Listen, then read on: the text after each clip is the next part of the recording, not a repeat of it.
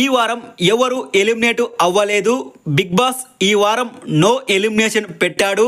ఇది పక్కా big boss plan ప్రకారమే జరిగింది. ఎలాగంటే ఓటింగ్ ప్రకారమే ఈ వారం ఎలిమినేషన్ జరిగి ఉంటే అవినాష్ ఎలిమినేట్ అయ్యేవాడు. కానీ అవినాష్ మంచి ఎంటర్టైనర్, స్టార్మా ఛానల్కు కావలసిన వ్యక్తి. దానికి తోడు టాస్కుల్లో కూడా తన వంతు ఎఫర్ట్స్ పెడుతూ ఉన్నాడు. అవినాష్ కంటెంట్ ఇవ్వడానికి తన వంతు ఎఫర్ట్స్ పెడుతూనే ఉన్నాడు. అయినప్పటికీ కూడా తనకు ఈ వారం ఓట్స్ పడకపోవడానికి కారణం తను ఇన్ని రోజులు నామినేషన్లో లేడు కాబట్టే. తను నామినేషన్లో లేకపోవడం అన్నది తన తప్పు కాదు కదా.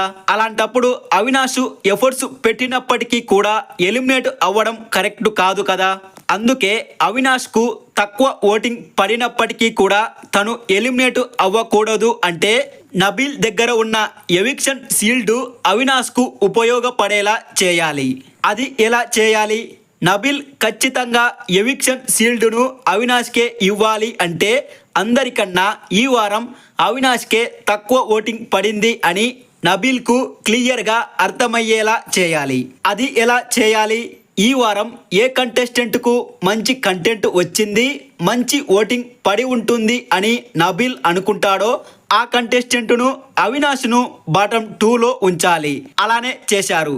ఈ వారం మంచి కంటెంట్ వచ్చింది, మంచి ఓటింగ్ పడింది తేజాకే. అందుకే తేజాను అవినాష్ను బాటమ్ 2లో ఉంచారు. అలా నబీల్ ఎవిక్షన్ షీల్డ్ను అవినాష్కు వాడాడు. అవినాష్ సేఫ్ అయ్యాడు. అలాగే సేఫ్ అయ్యేంత ఓటింగ్ తేజాకు పడింది కాబట్టి తేజ కూడా ఈ వారం సేఫ్ అయ్యాడు. ఇలా ఈ వారం ఫైనల్గా ఎవరు ఎలిమినేట్ అవ్వలేదు.